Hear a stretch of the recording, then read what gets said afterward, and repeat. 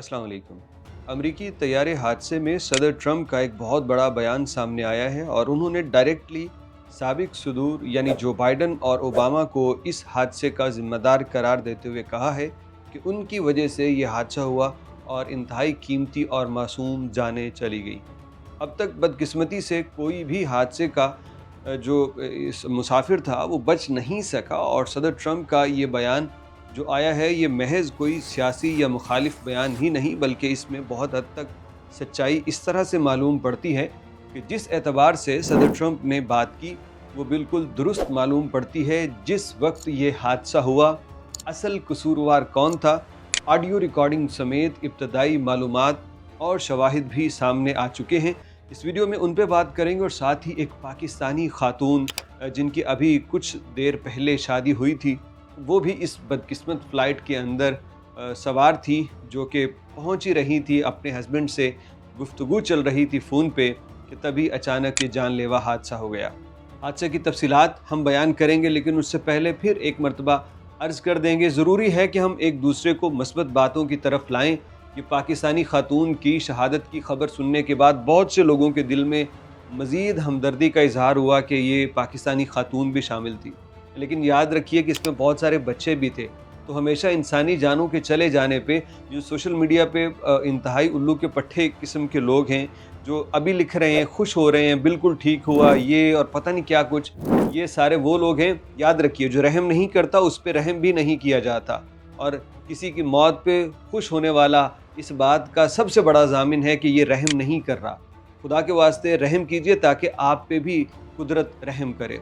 तो भाई साहब, दोबारा आते हैं इस टॉपिक की तरफ, और टॉपिक ये है कि सदर ट्रंप ने कहा है कि इस हादसे के असल ज़िम्मेदारान जो बाइडन और ओबामा इंतज़ामिया और वो ख़ुद हैं, क्योंकि उनके दौर में नाअहल लोगों को एयर ट्रैफिक कंट्रोल की ड्यूटी दी गई, जिसके बायस ये हादसा हुआ है। क्योंकि जब अहलियत वाले लोग नहीं होंगे, मुकम्मल क्वांटिटी के साथ नहीं होंगे, तो फिर ऐसा ही होगा।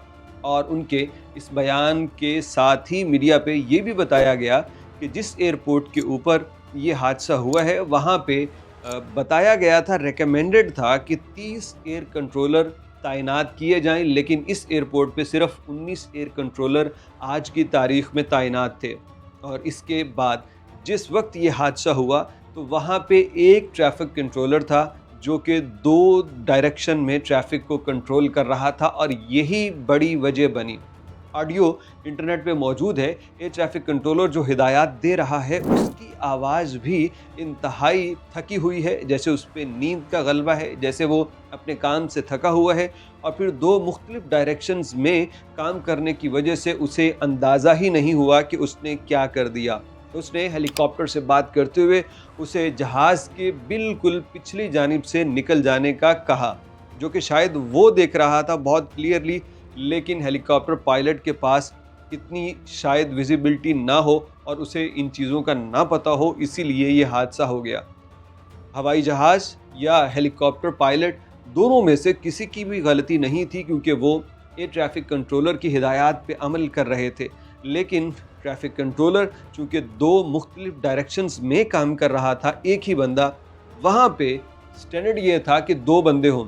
आम तौर पे जब एयर ट्रैफिक कंट्रोलर ड्यूटी अदा करता है तो वो एक वक्त में एक ही डायरेक्शन पे मॉनिटरिंग रखता है और उसको कवर करता है। लेकिन यहाँ पे चूँकि बंदा एक था, काम 2 बंदों का कर रहा था, और उसे भी ये पता नहीं चला कि मैं एक हादसे की तरफ 2 जहाज़ों को लेके जा रहा हूँ, और हमने देखा कि ये हादसा हो गया।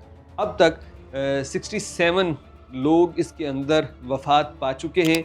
बच्चों की टीम थी, मुख्तलिफ जो खेलों से ताल्लुक़ रखने वाली टीम्स थी, वो अपने टूर्नामेंट मुकम्मल करने जा रही थी, तो उनकी भी इसमें वफ़ात हो गई। पाकिस्तानी खातून का हमने ज़िक्र किया, उनके हस्बैंड जो हैं वो कहते हैं कि मेरी उनसे बात हुई और उन्होंने कहा कि हम बस लैंड ही करने वाले हैं। उन्होंने बताया कि मेरी बीवी हवाई जहाज़ के सफ़र को पसंद नहीं करती थी, वो कहती थी कि बड़ा एक आरामदेह सफ़र नहीं है, तो वो इसको हमेशा नापसंद करती थी। लेकिन आज इसी सफ़र में उनकी जान चली गई।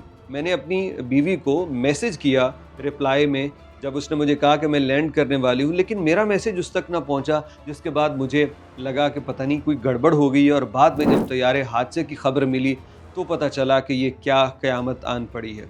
अल्लाह रब्बुल इज़्ज़त جتنے بھی لوگ چلے گئے ہیں، اللہ ان کے لواحقین کو صبر دے۔ اپنے پیاروں کو یوں اچانک سے جدا کرنا آسان نہیں ہے، اور دنیا کے دکھ غم سانجے ہیں۔ کاش کہ دنیا جس طرح ایک اپنے غم پہ روتی ہے، دوسرے کے غم پہ بھی ایسے ہی روئے۔